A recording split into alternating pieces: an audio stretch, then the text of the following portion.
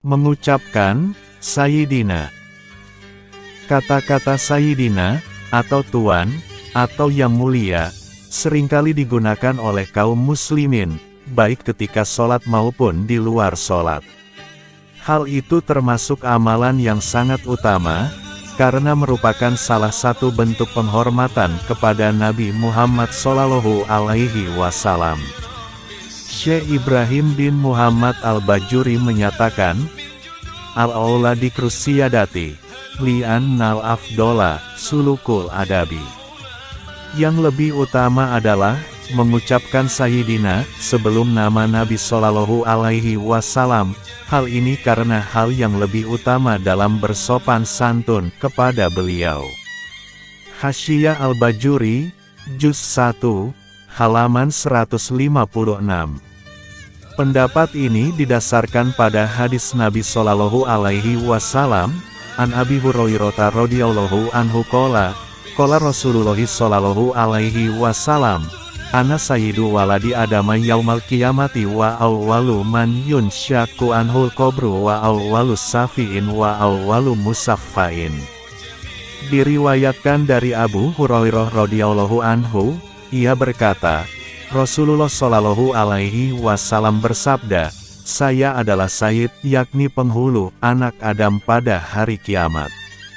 Orang pertama yang bangkit dari kubur, orang yang pertama memberikan syafaat, dan orang yang pertama kali diberi hak untuk memberikan syafaat. Sahih Muslim, 4223. Hadis ini menyatakan bahwa Nabi SAW menjadi Sayyid di akhirat. Namun bukan berarti Nabi Muhammad SAW menjadi Sayyid hanya pada hari kiamat saja. Bahkan beliau SAW menjadi Sayyid manusia di dunia dan akhirat. Sebagaimana yang dikemukakan oleh Sayyid Muhammad bin Alawi Al-Maliki Al-Hasani, kata Sayyidina ini tidak hanya tertentu untuk Nabi Muhammad SAW di hari kiamat saja, sebagaimana yang dipahami oleh sebagian orang dari beberapa riwayat hadis, saya adalah Sayyidnya anak cucu Adam di hari kiamat. Tapi Nabi SAW menjadi Sayyid keturunan Adam di dunia dan akhirat. Manhaj As-Salafi fi Fahmin Nusus Bainan Nadoriyah wa Tatbik, halaman 169. Ini sebagai indikasi bahwa Nabi SAW membolehkan memanggil beliau dengan Sayyidina. Karena memang kenyataannya begitu.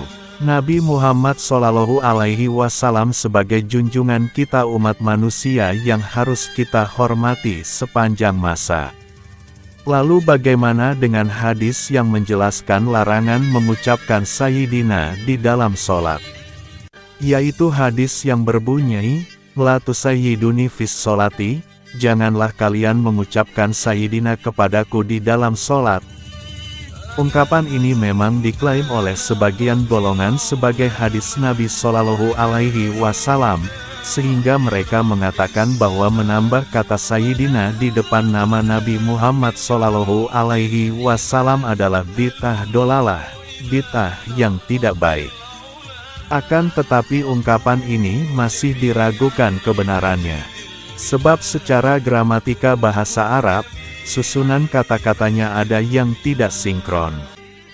Dalam bahasa Arab tidak dikatakan sada, yasidu, akan tetapi sada, yasudu, sehingga tidak bisa dikatakan la tusayyiduni. Oleh karena itu, jika ungkapan itu disebut hadis, maka tergolong hadis maudhu, yakni hadis palsu, bukan sabda Nabi, karena tidak mungkin Nabi SAW keliru dalam menyusun kata-kata Arab.